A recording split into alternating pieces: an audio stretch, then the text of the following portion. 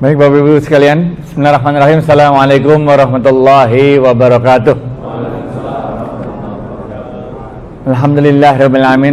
Allahumma shalli ala Muhammad wa ala ali Muhammad. Bapak Ibu sekalian, karena cuaca agak mendung, maka kita akan persingkat saja supaya tidak menyulitkan Bapak Ibu sekalian kembali ke tempat kerja masing-masing. Jadi kita singkat-singkat aja. Bapak Ibu sekalian, bulan Ramadan ya kemarin ya kalau nggak salah ya. Bulan Ramadan kita baru aja meluncurkan apa namanya kita punya nih? Laziz. Lembaga Amil Zakat Infak Sodaqah. Bapak Ibu sekalian, ada 3 kisah doang nih, 3 kisah. Selesai ini. Cuma ada 3 kisah doang. Kisah pertama, Rasulullah SAW waktu pertama kali datang ke Madinah. Rasulullah SAW pertama kali datang ke Madinah, beliau membeli sebidang tanah milik anak yatim. Dalam kisah diceritakan Rasulullah SAW membeli tanah anak yatim tersebut seharga 800 dinar. Kemudian tanah anak yatim yang telah dibeli oleh Rasulullah SAW itu diwakafkan oleh beliau, dan di atasnya didirikan masjid yang kemudian masjid itu sekarang disebut sebagai Masjid Nabawi. Peristiwa ini kalau kita belajar ilmu fikih menjadi kisah pertama yang ada di dalam kajian-kajian wakaf. Ini merupakan peristiwa pertama wakaf yang dilakukan oleh Rasulullah SAW yang kemudian ditiru oleh para sahabat-sahabat yang lain. Jadi wakaf pertama di dalam sejarah Islam adalah wakaf ketika Rasulullah SAW membeli sebidang tanah milik anak yatim di kota Madinah dengan harga 800 dinar. Kemudian tanah tersebut diwakafkan oleh Rasulullah untuk kemudian didirikan masjid di atasnya. Wakaf jenis ini paling banyak di Indonesia. Tanah-tanah masjid hampir semuanya di Indonesia berdiri di atas tanah wakaf. Jenis kedua yang paling banyak di Indonesia, ada yang tahu wakaf apa?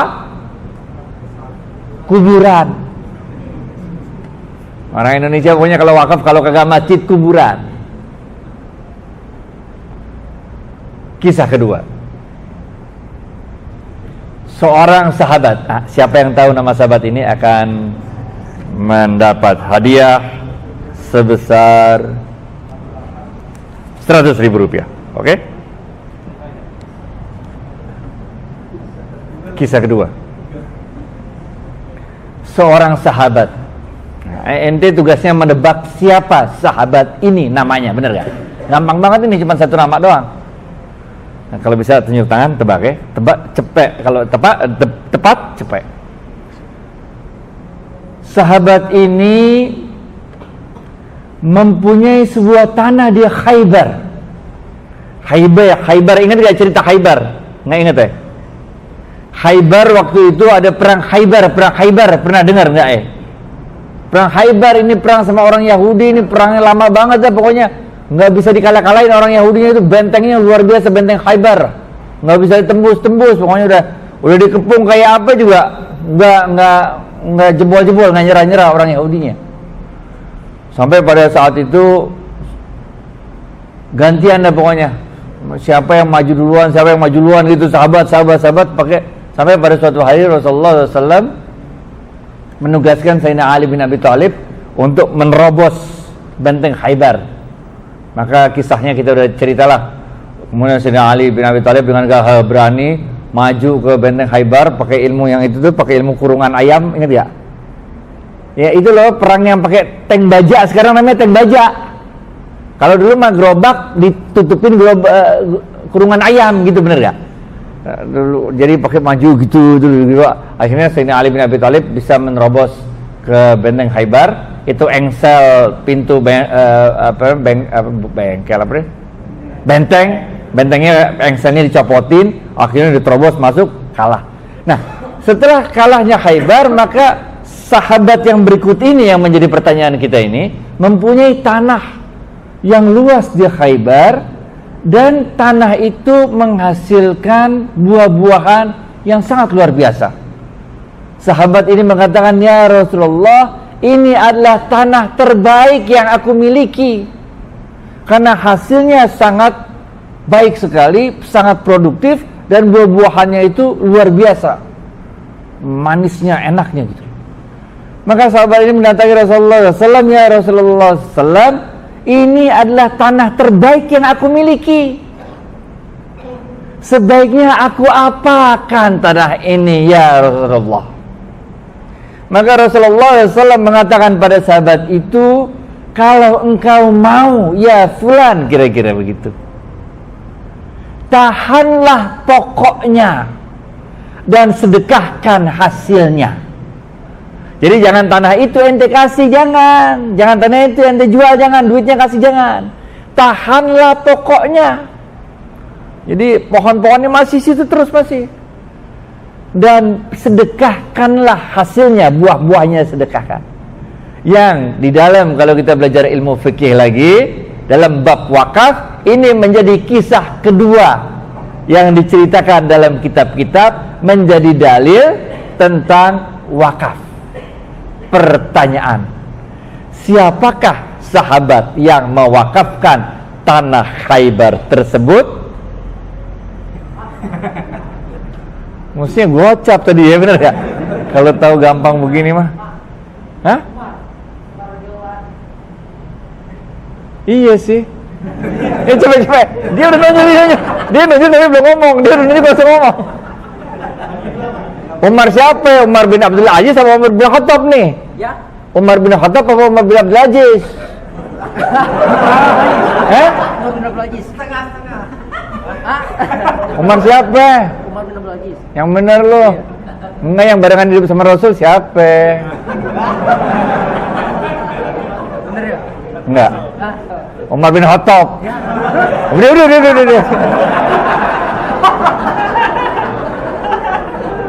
Umar bin Abdul Aziz belum lahir.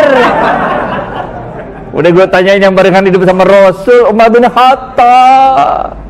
Umar bin Abdul Aziz itu cicitnya Umar bin Khattab. Anaknya Umar bin Khattab nikah sama gadis yang itu, ingat gak gadis yang itu? Susu yang nyampurin susu dia kagak mau, bener gak? Nah, anaknya Umar bin Khattab kawin sama tuh gadis yang jujur itu, gadis jujur. Nah, gadis jujur ini ntar punya anak lagi Umar bin Aziz, kita apa bener ya? Rezeki ente. Kalau ente tadi jawabannya siapa sebetulnya? Umar bin Khattab, bener. Soal rezeki Allah yang tahu, bener ya? Sama kayak cerita itu yang orang sodako, bener gak? Yang dia sodako bener gak malam-malam gitu kan, udah pernah gue ceritain di sini kan? Yang malam-malam dia sedekahin, bener gak? Karena Rasul mengatakan kalau tangan kanan ngasih, tangan kiri jangan tahu, bener gak? Jadi dia supaya kagak ketahuan orang, malam-malam habis isya dibawa ada tuh duit sebondolan, bener gak? Sekarung, bener gak? Malam-malam dicari orang, tahu-tahu tengah jalan dia datang, ibu-ibu nih, cewek dah, berdiri aja tengah jalan, mukanya agak-agak runyam gitu kan. Wah, ini kasihan. Dia deketin tuh ibu-ibu, mengendap-endap gitu. Didengerin, itu ibu, tuh cewek lagi doa, wahai Allah, sungguh aku sedang menunggu-nunggu rezekimu, kok sampai sekarang belum datang-datang juga itu rezeki, katanya ibu. Lah ini orang yang udah niat mau sedekah, bawa duit sekarung, dengerin si ibu, cewek itu baca doa begitu, dia bilang, dia kagak salah lagi dah, bener gak? Lagi baca doa, lagi mau niat sedekah, udah dikasih sama dia dah sekarung. Pulang kagak ada yang tahu, men, cuman dia sama tuh cewek doa yang tahu. Tidur ke rumah, bismillahirrahmanirrahim, bismillahirrahmanirrahim, alhamdulillah. Emang enak banget kalau sedekah, tangan kanan ngasih, tangan kiri kagak tahu. Tahu-tahu besok pagi dia bangun, tahu-tahu gempar, udah rame orang di kota. Ada apa kata dia? Wah, belum tahu. Ada apa? Tadi malam pelacur dapat sedekah 1 karung emas. Wah, aneh salah kasih dong, kata, bener ya? Salah alamat. Biar kata salah alamat masih dapat juga, bener ya? Salah tebak masih dapat juga, bener ya? Malam kedua dicoba lagi, bener gak? Wow, bawa lagi karung, 1 karung lagi dah. Malam kedua jangan cewek lagi dah, cewek ntar pelacur lagi, bener gak? Sehari dah. Lihat ada orang badannya agak lemes-lemes gitu, jalannya kagak tegap, cowok bener gak? Kurus-kurus bener gak? Salah satu ciri orang miskin nggak agak kurus, bener gak? Tapi orang kaya banyak yang kurus juga, bener gak? Orang miskin banyak gemuk juga. Ya sebenarnya nggak lah. Udah cocok nih, kasih lagi dah tuh cowok. Nih udah nggak mungkin dah, udah kasih aja dah. Pulang lagi dia ke rumah, senang lagi, bener gak? Wah ini nggak ada yang tahu lagi, bener gak? Besok paginya bangun, tersiar berita tadi malam ada seorang pencuri, seorang maling dapat sedekah 1 karung emas. Astagfirullahaladzim, salah alamat lagi main 2 kali, bener gak? Hari ketiga gitu lagi, dia hajar lagi dah, bawa lagi 1 karung emas. Sekarang target market gue ganti lagi dah, bener gak? Hari pertama cewek pelacur, hari kedua cowok maling, hari ketiga kita harus cari orang yang rajin ibadah. Cari sama dia ada orang lagi ibadah malam-malam men, sholat tahajud. Wah ini kagak salah lagi, bener gak? Sholat tahajud men, gak mungkin pelacur sholat tahajud, bener gak? Kecuali sobat tobat kali ya kita lah. Sholat tahajud men, pakai pelacur juga gak mungkin, maling gak mungkin lagi sholat, bener gak? Udah dah, itu duit 1 karung dilempar aja dah, jatuh di sebelah orang yang lagi sholat. Pulang ke rumah, tenang dia nih, kali ini nih hari ketiga dah, kagak meleset lagi dah, bener dah sedekah gua, bener gak? Kagak salah alamat. Tahu-tahu besok pagi dibangun, kota gempar lagi ketiga kalinya. Tersiar berita, tadi malam ada seorang ahli ibadah yang kaya raya dapat sedekah 1 karung emas. Astagfirullahaladzim. Ini orang yang dia langsung ngelapor sama Allah, ya Allah, ya kunaon ya, geus 3 hari sedekah kok salah alamat terus, benar gak? Maka Allah kemudian mengirim utusannya. Apa kata Ustaz Allah itu? Malaikat ini mengatakan, ya fulan, sungguh seluruh sedekahmu yang 3 hari itu telah diterima oleh Allah. Engkau tidak pernah tahu bahwa 1 karung emas yang engkau berikan pada pelacur itu telah membuka hatinya, mendapat hidayah sehingga dia berhenti dari profesinya menjadi seorang pelacur. Karena engkau tidak pernah tahu bahwa sedekah yang engkau berikan pada maling itu telah membuka hatinya, mendapat hidayah sehingga dia berhenti dari profesinya menjadi seorang maling. Dan karena engkau tidak pernah tahu bahwa sedekah yang engkau berikan pada ahli ibadah tadi itu, yang kaya raya itu, telah membuka hatinya sehingga orang ahli ibadah kaya raya itu sekarang menjadi orang ahli ibadah yang kaya raya dan sangat dermawan. Yang penting niat baik, lakuin yang baik, lebihnya serahin Tuhan dah, bener gak? Kita mikir sendiri juga susah, bener gak? Nggak nyampe ilmu kita, bener gak? Ente suruh miara ngasih makan ayam aja pusing, bener gak? Cuman suruh miara ayam doang udah pusing, suruh miara ikan pusing. Ikan lele ente palanya gede, badan kecil, berarti kurang makan dia, bener gak? Cuman miara ikan lele aja ente udah susah, bener gak? Apalagi mau ngurusin rezeki kita masing-masing, kagak nyampe. Biar ente sekolah apa kek, mau MBA kek apa kek, biar ente jadi direktur juga sekarang, sangkanya jadi direktur kagak pusing, gak punya duit. Kadang-kadang gak punya duit juga, direktur emang begitu hidup, bener gak? Ada aja, bener gak? Pendapatan ente bisa perkirakan, pengeluaran bisa ente perkirakan? Kagak bisa. Kalau di jadwalnya hilang, duit hilang, bener gak? Jadi, ya kisah kedua selesai, kisah terakhir. Kisah kedua apa tadi? Siapa nama sahabatnya? Umar bin Khattab. Tanah mana yang diwakafin? Khaybar. Rasulullah mengatakan, kalau engkau mau, tahanlah pokoknya, sedekahkan hasilnya. Ini menjadi dalil kedua kalau kita belajar ilmu wakaf. Yang ketiga, tebak nama, kegampangan ya. Nggak ada 50.000 ini selisihnya. Cepet. Berarti pertanyaannya kita rubah dikit. Oke. Jangan tebak namanya. Apa yang dikatakan oleh sahabat ini? Cepet. Dalam bahasa Indonesia boleh. Waktu itu terjadi musim kemarau yang panjang. Di Madinah. sehingga kaum muslimin kesulitan mendapat air. Rasulullah SAW kemudian dari sumur-sumur yang ada di Madinah semuanya pada kering. Tapi ada satu sumur di Madinah milik orang Yahudi, yang sumurnya ini terus saja airnya nggak habis-habis, milik orang Yahudi ini. Dan orang Yahudi ini otaknya bisnis banget. Pada saat kering yang panjang itu, orang muslimin nggak dapat air, kalau mau beli dari si orang Yahudi ini, dia kasih harganya mahal. Mungkin sebotolnya sebotol aqua, dah bayangin coba sebotol aqua. Istinja pakai itu bayar. Mau kencing jadi mikir, kencing nggak ya, bener nggak? Kencing bayar air, bener nggak? Mau ibadah dengan istri mikir gimana mandi junubnya, bener nggak? Jadi kita pening hidup kita, stres. Mau hubungan sama istri susah, mau wudu susah, mau apa susah. Karena tiap kali dijual oleh orang Yahudi dengan harga mahal. Sehingga Rasulullah SAW dalam keadaan yang demikian bersabda, siapa-siapa di antara kalian yang mau mensedekahkan hartanya untuk membeli sumur Yahudi ini, maka balasannya jannah. Maka balasannya adalah surga. Orang lagi musim susah, lagi musim susah, ekonomi lagi krisis. Tanaman gak bisa tumbuh, gak ada air. Mau ngapain nanti udah susah, bukan aja. Jangankan ngurusin tanaman, ngurusin kita aja udah susah, gak ada air, men. Yang ada cuman airnya satu itu aja dari sumur itu tuh. Sumurnya orang Yahudi itu.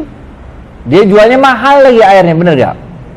Jadi Rasul mengatakan, siapa-siapa di antara kalian yang dapat mensedekahkan hartanya untuk membeli sumur orang Yahudi tersebut, maka Allah akan memberikannya balasan surga, jannah. Maka salah seorang sahabat yang bernama, ada yang tahu? Tapi ini nggak dapat hadiah. Yang dapat hadiah nanti perkataannya kelewat gampang. Siapa coba tebak dulu? Siapa namanya? Tuh kan, bener gak? Maksudnya tapi gue capan tadi gue ngambilnya nih. Kegampangan pertanyaannya. Maka seorang sahabat Utsman bin Affan mengatakan, aku yang akan membelinya ya Rasulullah. Maka Utsman bin Affan mendatangi Yahudi tersebut. Dia bilang, di gitulah, Yahudi bener, Yahudi. Di, aneh belilah sumur ente, katanya. Oh nggak bisa, aneh nggak mau jual, kata dia. Kenapa nggak mau jual? Karena itu adalah mesin uangnya orang Yahudi. Setiap orang di Madinah pasti beli air dari dia, bener gak? Enggak, aneh kagak mau jual, katanya. Udahlah. Berapa ya deh, aneh jual deh, mahal-mahal deh, aneh mau beli ya, kata Utsman bin Affan gitu. Enggak sanggup ente dah. Berapa sih? Mahal dah. Berapa? 20.000 dirham dah, katanya. Tapi aneh nggak mau jual, biar kata mahal juga aneh nggak mau jual. Mulai mikir Utsman bin Affan begini, bener nggak? Gimana caranya ya? Harganya 20.000, tapi nggak dijual, bener nggak? Ama aja bohong, bener nggak? Ente bilang 100.000 juga kalau nggak dijual nggak sama juga bohong, bener nggak? Maka Sayyidina Utsman bin Affan berpikir keras, kemudian beliau mengatakan, apa loh, dia udah paham banget berarti nih. Coba ente apa? Utsman mengatakan membeli sumurnya separuh dari pemilik Yahudi, sehingga kalau siangnya buat orang Yahudi, paginya untuk orang Muslim. Berapa harganya?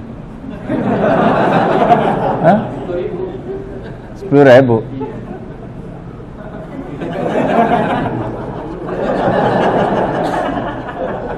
Untuk lulus nggak usah cepet pak, 60 juga udah lulus waktu di SD. Sayyidina Utsman bin Affan mengatakan, bagaimana kalau aku beli sumurmu berselang hari, tetap sumurmu. Hari ini engkau yang berhak atas sumur tersebut, besok aku yang berhak atas sumur tersebut. Dan untuk itu aku akan bayar 12.000 dirham. Ngerti gak? 20.000 berselang hari, 10.000, bener gak? Bagi dua, bener gak? Dilebihin sama Sayyidina Utsman. Bukan 10.000, 12.000. 12.000 men, ente sumur tetap milik ente, cuman makainya gantian, sehari gue sehari ente, bener gak? Tuh ya Yahudi mikir-mikir juga boleh juga nih, bener gak? Kan bisnis masih tetap jalan, bener gak? Oke dah, terima ada 12.000 yang itu Yahudi, berselang hari ya, iya berselang hari, beli. Jadi begitu haknya Sayyidina Utsman, pada hari haknya Sayyidina Utsman, itu orang-orang suruh gratis, ambil. Jadi orang rame semua antri ngambil air buat hari ini sama persediaan buat besok. Walhasil besok giliran seorang Yahudi jualan air kagak ada yang laku. Orang Yahudi itu lah, kok gak ada yang beli? Kemarin rame yang beli, bener gak? Karena orang ngambil pas harinya Sayyidina Utsman pakai 2 persediaannya, hari ini plus besok. Giliran besok kagak ada yang datang. Wah, recet nih kayak begini, bener gak? Bisnis tadi jadi terganggu. Wah, makanya orang Yahudi itu kemudian mendatangi Sayyidina Utsman bin Affan. Beliau kata, man ente bener-bener jadi orangnya. Dia lupa kasih syarat, bener gak? Dia lupa kasih syarat, mungkin syaratnya boleh, cuman buat ente doang, bener gak? Ini kan enggak, dia buat ente sama temen-temen ente. Temen-temen kayak nyamuk, datang satu tapi temennya banyak, bener gak? Udah. Akhirnya orang Yahudi itu udah, lu beli semua dah. Udah. Bayar kurangnya berapa? 8.000 dirham. Sehingga sumur tersebut sepenuhnya menjadi milik Sayyidina Utsman bin Affan. Kemudian Sayyidina Utsman bin Affan mengatakan semuanya boleh mengambil air dari sumur ini gratis, termasuk si orang Yahudi. Ini kalau kita baca di kitab-kitab fikih tentang wakaf, menjadi kisah ketiga dalam kitab-kitab tersebut. Yang pertama, kisah wakafnya tanah untuk mendirikan Masjid Nabawi, harganya 800 dinar, dibeli dari anak yatim, kemudian diwakafkan oleh Rasul mendirikan masjid. Kisah yang kedua adalah tanah Khaybar milik Umar bin Khattab yang disedekahkan hasil dari kebun Khaybar tersebut.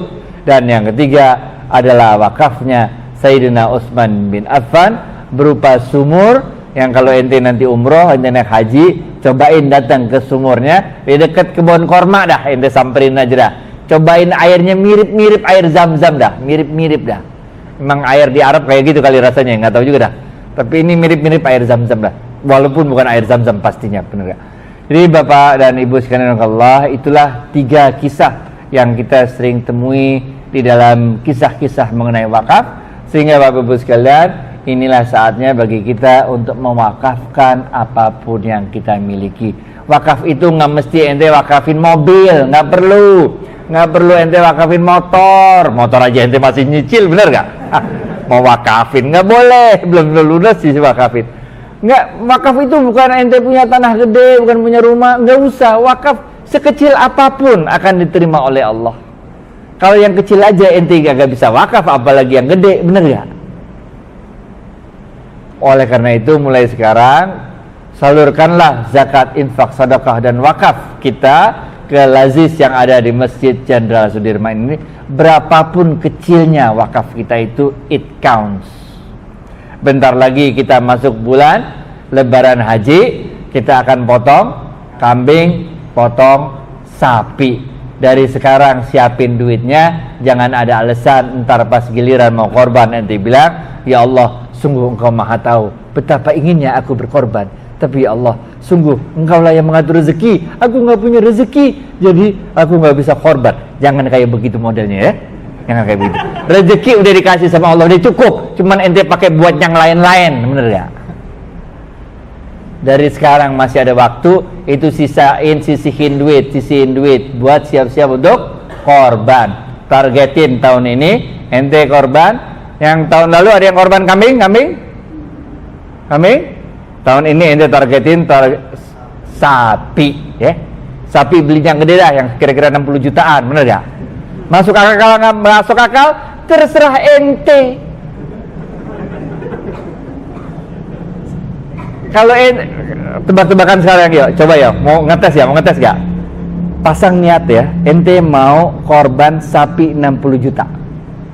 Walaupun ente sekarang nggak punya duit, cuman punya duit 100.000, oke? Tebak-tebakan yuk, tebak-tebakan ya. Azam yang kuat di dalam hati ya. Bilang, ya Allah, kasih kesempatan kepada aku untuk berkorban sapi yang harganya 60 juta. Yang terbaik, mungkin inilah korban terbaikku sepanjang umur hidupku. The best korban, the best sapi. Yang untuk ngontrak rumah juga duitnya bisa ngontrak rumah setahun, kira-kira gitu. Tapi terimalah ini sebagai sebaik-baiknya pengorbanan yang akan aku berikan. Baca doa gitu tiap hari habis sholat 5 waktu. Kita lihat kejadian apa kagak, bener gak? Kalau ente doanya benar-benar ikhlas, insya Allah kejadian, men. Kapan lagi ente ngeliat sapi yang lebih gede dari ente dipotong, bener gak? 1 ton, men, 60 juta tuh sapinya 1 ton. Ente paling 68 kilo, berarti bener gak? 80 kilo beratnya, kata. Sapi 1 ton, men, ente korbankan seharga nilai kontrak rumah setahun, men. Ente kontrak rumah ini mana nih? Bagian mana? Bojong apa mana nih? Believe it or not, tiap habis sholat 5 waktu ente doa dari hati yang paling dalam. Wahai Allah, berikankan kesempatan kepadaku untuk memberikan sebaik-baik korban. Insya Allah kejadian. Billahi taufiq wal hidayah. Assalamualaikum warahmatullahi wabarakatuh.